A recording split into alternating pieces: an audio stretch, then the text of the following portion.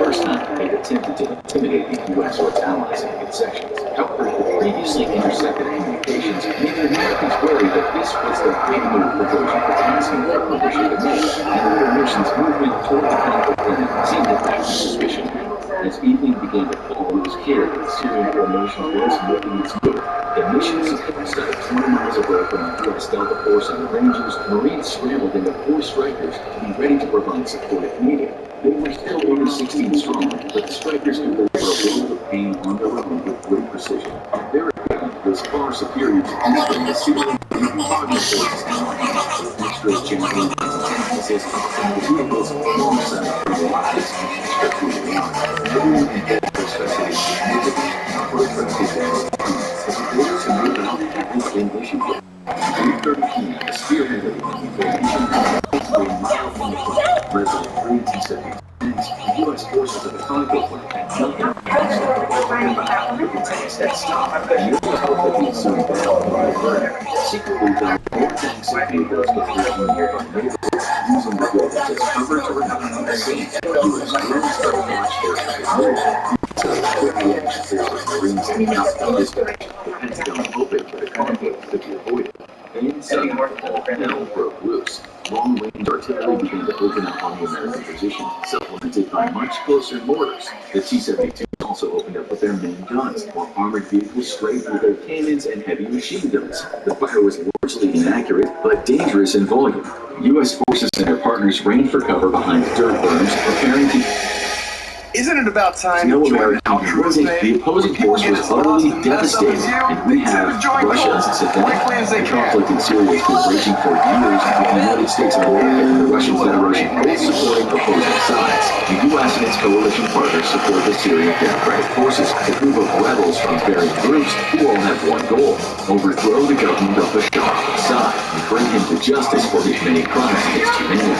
The Russian Federation naturally supports Assad's dictatorship, if for nothing else than because Assad's made it clear the Russian Navy will maintain access to the Mediterranean via leased naval facilities on Syria's coast.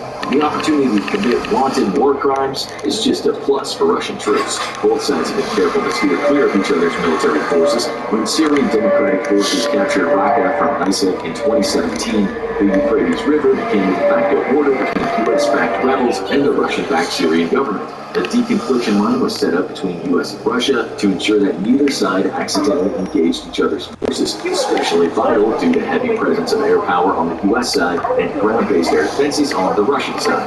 While the Russian aerospace forces provide air support, Russia's main tool on the ground is the Wagner Group, the now infamous shadowy PMC, which acts like an extension of the Russian government, or at least it used to in the good old days before Prigozhin tried to march on Moscow before changing his mind. Back then, at least, Wagner acted in unison with the Russian government's wishes, giving the Kremlin plausible deniability as its operatives inflicted mayhem across the Middle East and Africa. The Euphrates had served as a tentative border between pro-government and rebel forces, but the Syrian government had managed to secure a small salient across the river. The U.S. and Russia both agreed that no more than 400 troops could be stationed in that salient at any one time. And while Syria nor Iranian-backed militias were party to this agreement, the Syrian government needed Russian support bad enough to agree to those terms by proxy. The troop limit was meant to prevent a sudden offensive by pro-government forces, which otherwise would have to cross the river, giving rebel forces ample time to mount a defense. Details of what happened next remain murky, but a narrative can be pieced together from various sources, while disregarding the more outlandish claims out there. What we do know is the rebel forces held very profitable oil facilities near the Euphrates, and in past conflicts, Wagner PMC has often been compensated by being granted a share in liberated, a term we use extremely loosely here, mining and oil extracting or processing facilities. Several days before the infamous attack, U.S. intelligence intercepted communications between Wagner's chief, Yevgeny Prigozhin, and senior Syrian officials as well as Kremlin officials. The intercepted communications painted a picture of the Kremlin and the Syrian government giving Prigozhin the green light to go ahead with a, quote, fast and strong operation.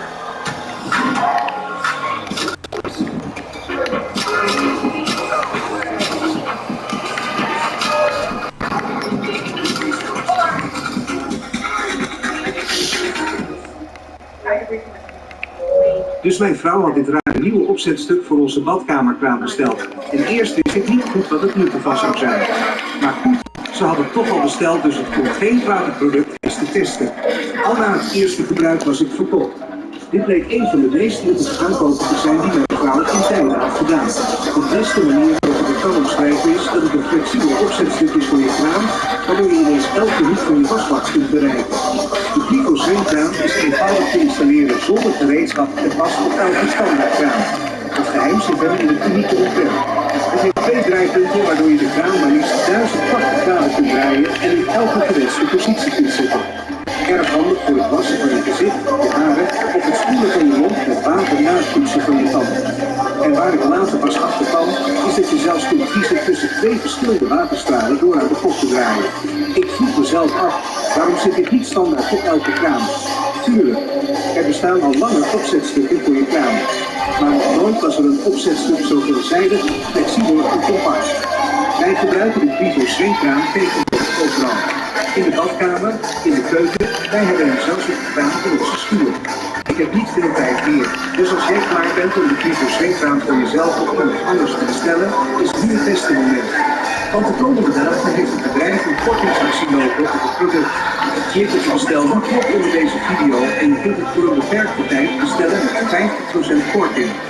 Aangezien het gaat om een tijdelijke aanbieding, kan ik niet beloven dat de Vivo zwemkraan op voorraad is tegen de tijd dat jij deze video te zien krijgt, maar je kunt de beschikbaarheid controleren door te klikken op de bestel nu knop hieronder. Dus onderneem nu actie en bestel deze handige toevoeging voor je kraan met een enorm sometime in early February. The only problem for both the Syrian government and Prigozhin's ambitions was the detachment of U.S. Special Forces based near the lucrative oil facilities that Prigozhin hoped to seize. Wagner nor the Russian government could launch an all-out attack that couldn't be traced directly back to them, so days before the battle, U.S. intelligence began to note the arrival of dozens of fighters just across the Euphrates. U.S. officials quickly notified their Russian counterparts about this massive truce, but the Russians claimed they had no control over local fighters. This would fly in the face of intercepted radio communications in Russian coming from the massive truce. Officially, the Russians claimed that the gathering force were Syrian government soldiers and members of various militias fighting on their own initiative. However, U.S. intelligence was extremely confident that a significant number of the fighters assembling in the area were Wagner military contractors. As the force began to move out at around 3 p.m. local time, it was clear it was making its way to a Conoco gas plant near the city of Deir al-Zur. Right in the force's way was a headquarters manned by between 30 to 40 U.S. Delta Force soldiers and Rangers, alongside a few Kurdish and Arab allies. If the Wagner-led force was going to capture the Conoco plant, it would have to go straight through the Americans. Watching via drone feeds the tiny American-led force was not just outnumbered 10 to 1, but the Syrian force were advancing with 27 armored vehicles, including several tanks. U.S. forces on the ground had nothing that could stop the tank. About 20 miles away, Green Berets, a platoon of Marine infantry, also launched the advancing force via drone feed, waiting for the call to roll out. They were equipped with Stryker armored vehicles, but could bring man-portable weapons to bear on the Syrian tanks. Even if the Marines and Green Berets got there in time, they would still be significantly outnumbered and outgunned in raw firepower. Also monitoring the situation was the American Air Operations Center at Al Udeid Air Base in Qatar, which immediately placed all available air assets on alert. Nobody could be sure the Wagner-led Syrian force was truly aiming for a fight. It wouldn't be the first time that they'd attempted to intimidate the U.S. or its allies into concessions. However, the previously intercepted communications made the Americans wary that this was the big move Prigozhin had been asking for permission to make, and the formation's movement toward the Conoco plant seemed to back the suspicion up. As evening began to fall, it was clear that the Syrian formation was making its move. At the mission support site 20 miles away from the U.S. Delta Force and the Rangers, Marines scrambled into 4 Strykers to be ready to provide support if needed. They were still only 16 strong, but the Strykers could deliver a world of pain on their own with great precision. Their equipment was far superior to anything the Syrians or even Wagner forces had on hand, with extra Javelin anti-tank missiles tossed into the vehicles alongside thermal optics and extra food and water. Everyone involved expected a significant and protracted battle to come, but the order to move out hadn't been issued yet. At 8:30 p.m., the spearhead of the enemy formation had made it to a mile from the plant. Led by 3 T-72 tanks, the U.S. forces at the Conoco plant had nothing to match match that level of firepower. But the tanks had stopped, and there was hope that the ensuing battle could be averted. Secretly, though, more tanks and vehicles gathered in nearby neighborhoods, using the buildings as cover to remain unseen. U.S. drones, though, watched their every move. Even so, the quick reaction force of Marines had not been dispatched, the Pentagon hoping that a conflict could be avoided. Then suddenly, all hell broke loose. Long-range artillery began to open up on the American position, supplemented by much closer mortars. The T-72s also opened up with their main guns, while armored vehicles strafed with their cannons and heavy machine guns. The fire was largely inaccurate, but dangerous in volume. U.S. forces and their partners ran for cover behind dirt berms, preparing to use their small store of anti-tank missiles on the advancing vehicles. However, the U.S. still attempted to avoid an all-out confrontation. Very confident Russian Wagner mercenaries were amongst enemy troops. The last thing the Trump administration wanted was an accidental war with Russia. For 15 minutes after the attack began, U.S. officials repeatedly called their Russian counterparts, asking them to recall the attacking force. However, Russian officials repeatedly denied knowledge of the attack, claiming that the gathered forces were Syrian volunteers and government troops that they had no control over. The quick reaction force was already on its way, though, but driving on very rough roads and with their headlights off to avoid being targeted. Instead, they relied on night vision and thermal cameras, making an already slow drive even slower. With U.S. troops under fire and the Russians refusing to cease the attack, Secretary of Defense Jim Mathis turned to General Joseph F. Dunford Jr., Chairman of the Joint Chiefs of Staff. Deep inside the belly of the Pentagon, they watched via live drone feeds the advancing forces, who were now starting to become dangerously accurate with their fire as they drew closer.